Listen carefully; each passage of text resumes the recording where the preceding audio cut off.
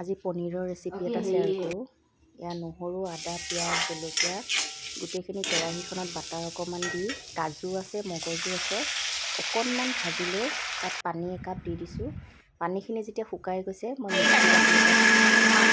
পিচি লৈছোঁ ধুনীয়াকৈ। এতিয়া কেৰাহীখনত আকৌ বাটাৰ দি তাত অকণমান জলকীয়া গুড়া দিছোঁ, দি পেলাই যিটো মিক্সিত পিচি লৈছিলোঁ বস্তুখিনি আপোনাৰ সেই পেষ্টটো দি দিছোঁ।